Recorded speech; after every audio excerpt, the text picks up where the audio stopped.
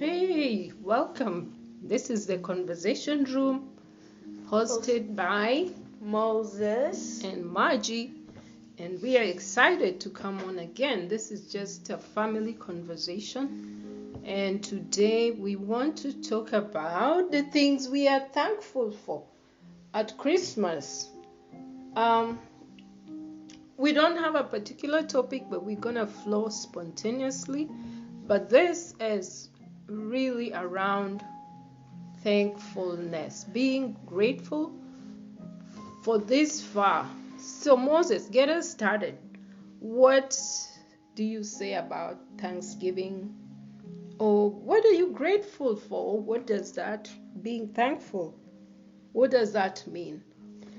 I think that being thankful is not just for when it's Thanksgiving, um, but I think it's for like every single day of your life. And one of the things I'm thankful for is that I'm with my mom. I'm able to spend time with my mom, and that I have friends, and I have a roof over I have a roof over my head and food on my table. So just thank God for those things. And as you guys know, I'm thankful that I'm able to encourage you guys. I'm thankful that I was able to start this thing and that we were able to get into this new year, start strong. But those are the things I'm thankful for. Wow. Thank you, Moses. And truly, this subject of Thanksgiving, I would say it's endless. It is something we ought to do daily, all the time. And the Bible tells us be grateful, be thankful at all times. It says, in all things, be thankful. It doesn't say be thankful for everything, but in all things, be grateful. Why?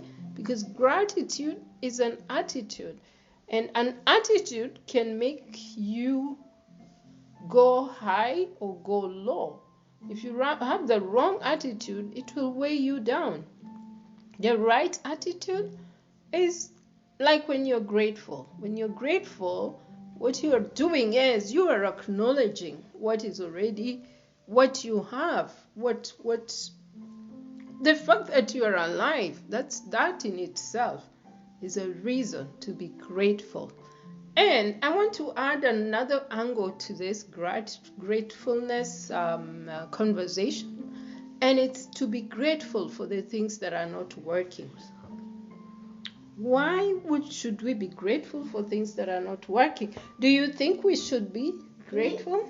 Yes, because I think in every crisis we have, it's like we're seeing another version of Christ. It's fine-tuning us to be able to build and nourish, like build better and bigger.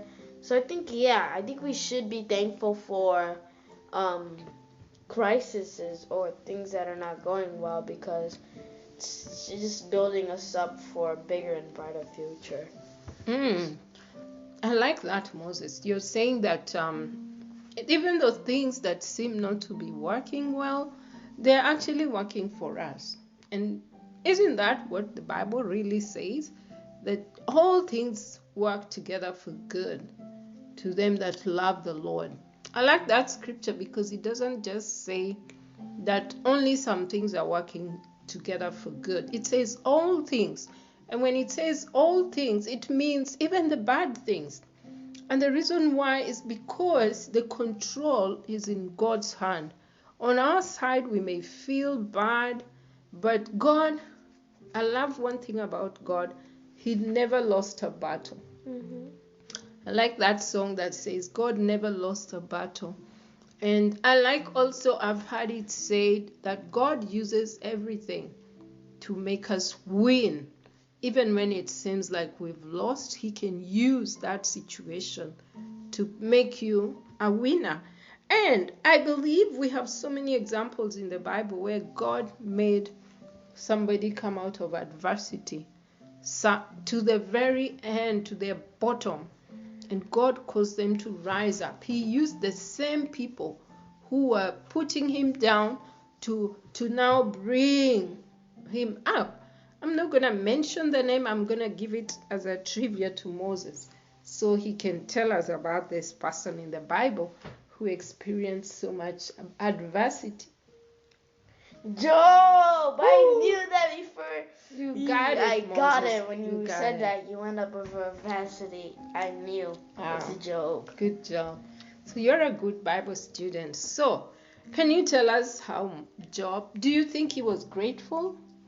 Yeah, I do think he was grateful. I think that he really took it well, because if I was during adversity, I'd be throwing fists and I'd be mad or sad, because no one really likes to go through adversity. No one really likes to go through pain and not have all that we want, right? But Yeah. Job took it and just, let it go. He was calm about it. He didn't, worry. He didn't push for answers. He was just a peaceful, a calm person. I think I love what stands out about Job is one thing. He did not curse God. Yeah, that's one of the biggest things. Because, his friends are cursing him. He could have at least cursed them. But no, he didn't curse God. He didn't curse his friends. And that's just really amazing. He argued, yes. He expressed pain, frustration, anger. I remember he even said he hates the day he was born. He wishes that day would not exist. But one thing Job never did was curse God. And I think that's because Job had an attitude of gratitude. In spite of all that he went through, he still had hope that God was the only person left standing for him. And because of that, he was able to come through that adversity and get to a place where God blessed him even much more than he had possessed before the adversity hit him. And I always like to say this quote: our adversities are our universities. It is through our adversities we get to learn new dimensions of the grace of God. We get to know God in another way. And I want to use another example in the Bible of somebody who had big dreams, but he did not have room for those dreams to be nurtured in his family. He was not accommodated.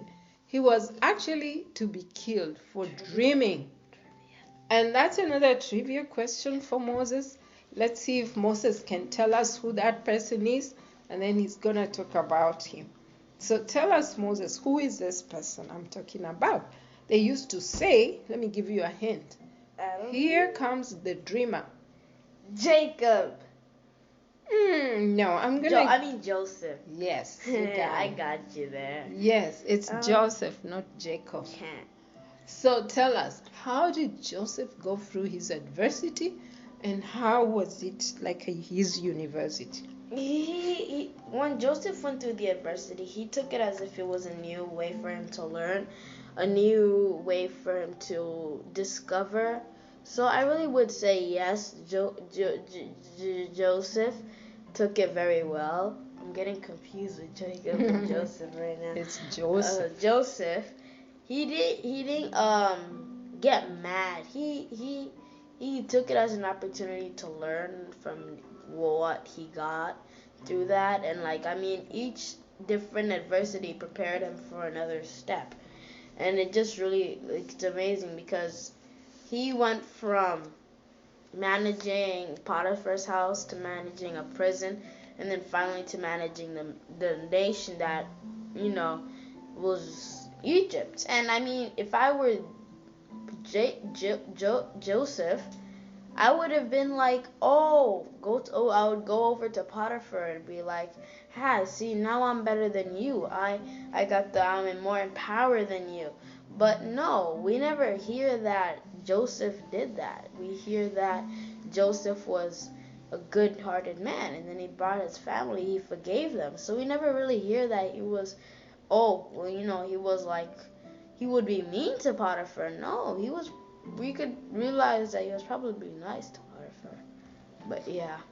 That's absolutely true, Moses. We know that Joseph went through a lot. He got sold by his brother. First, they threw him in a pit.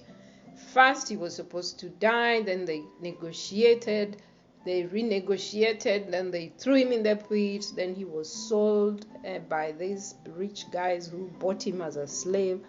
Then he goes to Egypt. He's put in prison, and his gift makes room for him. He becomes identified to serve in the palace.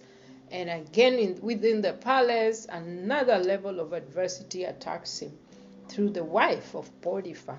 But we thank God that Joseph passed all his tests. That's why I call it adversity is our university. He passed all those tests, and then he was maintained by the right attitude. And I believe gratitude was one of the attitudes he maintained. He was grateful that he had a dream. And God, being the dream keeper and the sponsor of our dreams, he knew God would make his dream come true. And he was even able to be used by God to be a blessing to his nation, his own people who sold him into this Egyptian nation where God promoted him. Yep. So in life, it's very important that we be grateful, because you never know how God is going to turn things around for you, right? Yep. You never know. Moses, in your own life situation, can you tell us one example where you had an opportunity to strive or be in a place where gratitude is not an option, but you still maintained gratitude? Do you remember a situation, adversarial situation you were in, but out of it you grew, you learned some lessons, and when you look back, you can say, I thank God that in that situation, I was more than a conqueror. I know one example in your own life I could share, but I want you to share it yourself. Leukemia. Oh, I'm like nothing to Mom. What is it? What is it? What is it? I'm just gonna hint leukemia. I think when we were in leukemia, I think I told you this story of like there was this boy named Owen, and he was like my best friend. I was with him. We were always be seen together. But then I went to his house once, and I mean, we had so much fun. We played till we fell into bed, and it was just so fun. But then we were planning that the next break we would go to his house and play again. But this time I went and I stayed here because I was going to stay with my mom, and my mom was going to come over and visit me. And when she came back, he was mad at me. He was like, why didn't you like come over to my house? He was so mad. And he went from being a good friend to a friend who was using me. So I think when I look back at that story, what I learned was that not everybody you meet is your best friend, and that there's only one true best friend, and that's God. And like, always don't cling to people, Mm-hmm. Have an open heart. Don't don't attach yourself to everybody. Mm-hmm. So yeah, that's what I learned from that situation. That's good, Moses. Yes, I remember when we shared that story so heartily. And I just didn't want you to leave with those regrets, but I wanted you to learn something. And I'm grateful that you picked up some lessons and you've always applied them in your new relationships. So that is quite profound that you can have such an example. I have mine too, but for time's sake, I'm going to share it in the next episode. Aww. So as we come to the end of this, we just want to thank you, our audience, for being so attentive, for listening. We want to thank you for sending in questions, comments, and just cheering on in this journey, because we're here to make a difference. We're here to give back to life. Life has been good to us, and it's good that we share this life together. We do life together. We share ideas, we speak, we connect through these conversations. And that's the purpose of this conversation room, is to connect with you and to live and share these life experiences with one another. So in closing, I want to ask Moses one last question.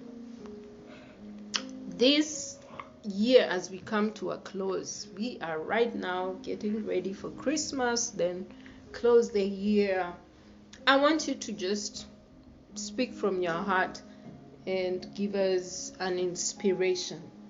For anybody who may be feeling hopeless during this season, what can you say to them, especially as pertains to being grateful? What I can say to them pertaining to being grateful, I can say that whenever you want them to be, let me start over. Whenever you want gratefulness or you want love from someone, don't push them to give it to you. No, give love, and I mean that's the golden rule.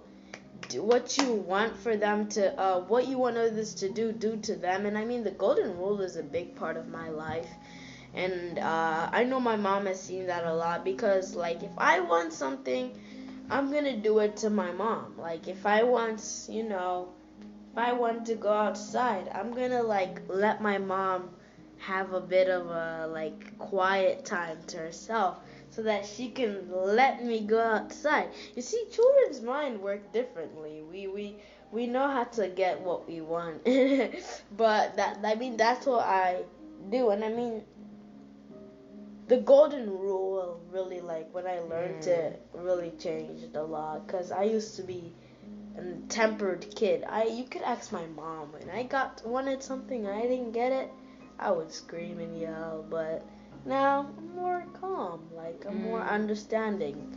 Oh, that's so awesome. So Moses, what I hear you say is, so somebody who may be wondering what Christmas is going to be like, you're looking out for something, be that something that you're looking for. If you're looking for hope, be hope to somebody else. Reach out. You'll be amazed. When you reach out to give, you will be given. Because the Bible says, give and it shall be given unto you. So if you're looking for a gift, be the gift. Be the giver. And that will absolutely guarantee you a return. Because giving is really giving unto the Lord. And you cannot give God and He won't give you back. He always gives back. And if you want to really strengthen that point, use the story of Solomon. When Solomon was visited by the Queen of Sheba, she brought so many gifts. But guess what? When she went back, she went with much more. And that's how our relationship with God should be. When we come to God with a gift or extend it to another person, trust me, what's coming your way is bigger. Why? Because giving is controlled by God. God is a giver. He's the first giver. And I like the fact that God is the Lord of harvest. In other words, He controls the harvest. Everything you give, consider it a seed, and God will respond back with a harvest. So thank you, and we believe this has really inspired you, and we hope to connect again next time. And from the conversation room, it's Moses and Margie, and we say Merry Christmas and a Happy New Year of 2022. God God bless you.